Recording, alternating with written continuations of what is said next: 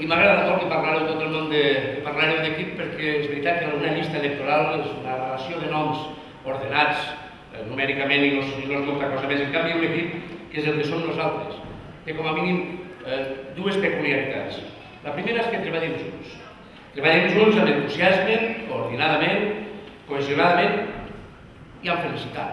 I això està bé, això és molt important i veureu per què. La segona característica és que tenim un objectiu comú i és precisament aquest l'objectiu. Fer que els nostres conciutadans i les nostres conciutadanes siguin cada dia una miqueta més feliços. Per tant, si nosaltres no treballàrem amb felicitat seria molt difícil de traslladar aquest missatge. Si seguim treballant com hem treballat fins ara, tenim l'èxit garantit. Però podem fer història. Tenim les millors circumstàncies, les millors condicions per a aconseguir el millor resultat que mai abans ha aconseguit el valencianisme polític, el nacionalisme valencià a l'Ajuntament de Castelló. Mai abans les circumstàncies havien sigut tan bones perquè mai abans, segurament, amb tot el respecte per als equips anteriors, havien tingut un equip tan valent, tan cohesionat, tan fort i tan entusiasta. Nosaltres som molt bons, creieu-me, som molt bons. 37 persones nascudes on hem volgut, on hem pogut, però 37 persones de Castelló, 37 castellonencs, 37 castellonenques, 37 persones honestes, honrades, preparades, treballadores i compromeses amb aquesta ciutat. En el 1 contra 1, si ens hem d'enfrontar als mamuts, en el 1 contra 1, som molt bons, però com a equip som nítidament millor que ells. I vos ho dic jo, i ara sí que sóc jo el que ho diu, que els conec a tots un per a un. Jo he debatut en tots, m'he enfrontat en tots, en comissions, en plenaris, en la tertúlia de la ràdio, en els articles del Petsat, els conec a tots. Tenen gent molt bona, que regateja molt bé, és veritat, jo sé qui són, ja us ho aniré dient. Hi ha gent que xuta molt fort sense apuntar a la porteria, també sé qui són. Hi ha qui s'amaga del valor, que fuig feina fuig, en els dos valors, també vos diré qui són. I vos avisaré sobretot d'aquells que falta de majors virtuts polítiques defensen la pilota en un punt ideològic, que també n'hi ha i són que però nosaltres no hem de caure en el parany. En el 2007 vam plantar un parany, que era el nou Castàlia, i nosaltres no vam entrar en la subhasta, vam seguir parlant d'urbanisme, d'educació, de sanitat, d'allò que pensàvem que interessava a la ciutat. Han passat 4 anys, el debat del Castàlia està parat, seguissin en el mateix estadi, ningú no en parla, i els problemes de la ciutat seguissin sent els que nosaltres havíem diagnosticat i dels que volíem parlar. Per tant, calma. Calma, a fer la política com nosaltres sabem fer-la. Proactiva, serena, optimista. Ells tornaran a treure els grans invents, les grans idees, i nosaltres, calma, si ho fem com sabem fer-ho, i eixirem endavant. Perquè ara s'enceta una època de 4 anys molt interessant. Jo no sé si algú de vosaltres sap com se diu crisi en xinès mandarí. No? Que tindrà raó Fondemora. Ningú ho sap, jo tampoc ho sé, per si ho sabia. Però se dibuixen 2 ideogrames. Un ideograma que vol dir problema i l'altre que vol dir oportunitat. I estem davant d'una crisi. Tenim un greu problema i tenim una oportunitat de sentar les bases per eixir millor del que vam arribar a aquesta crisi. Tenim l'oportunitat concretament de decidir el futur. Són 4 anys, ho he dit, molt importants. A vegades ens diran, home, però vosaltres, en el tema de grans infraestructures, això vos verà. 2 exemples. Quan ens diguen això, el bloc com ha de resoldre els grans problemes de la ciutat, vosaltres esperats que no. Quan ens diguen això, diuen, mireu, el principal canvi en la fisionomia de la ciutat estos 4 anys, amb alguns detalls millorables, però amb molt d'èxit, ha estat sense cap mena de dubte el Biciclàs, una proposta del bloc, concretament de Vicent Marsà. El segon, francament millorable, però que canviarà també la fisionomia de la ciutat, un transport de via reservada. L'any 2003 en este saló el presentàvem, Toni, recordes?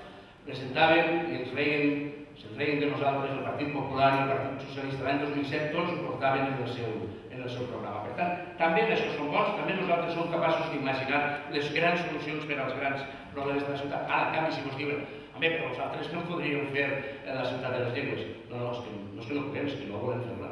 És que ja ho dic ara, és que si depèn de nosaltres, si nosaltres decidim el pròxim equip de govern de la ciutat de les llengües, no se farà en Castelló. Tan simple com això. I ho canviarem per un projecte igual d'ambiciós, però molt més detallat, que és reconvertir la idea del turisme idiomàtic en turisme esportiu, perquè anem a fer allí les mateixes classes hoteleres que tenim pensades fer, però a més anem a fer allí espais esportius de màxima qualitat associats a un centre d'alt rendiment i anem a portar a Castelló el turisme que no només en tota Europa, sinó que en Castelló ja hem descobert el turisme d'esports, que és el que es deixa diners a la ciutat sense destruir-les. Per tant, sabem fer les grans coses, però en qualsevol cas, aquests propers 4 anys no seran 4 anys de grans projectes.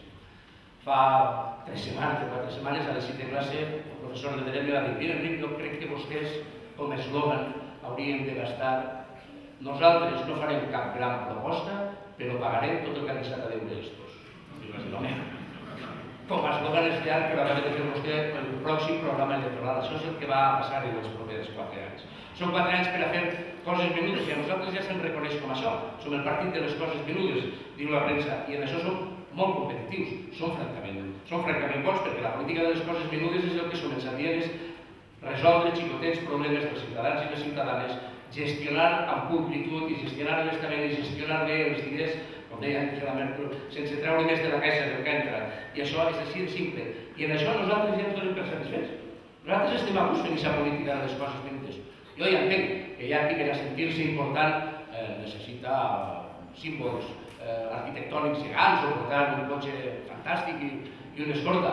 Jo sé, si em disculpeu la modèstia, que sóc important perquè després de 8 anys d'estar en primera fila política puc pujar així davant, mirar-vos als ulls i no trobar cap motiu per el qual jo tinc que baixar la mirada. No us hem enganyat mai. El bloc no enganya. No us hem fallat mai i no us fallarem.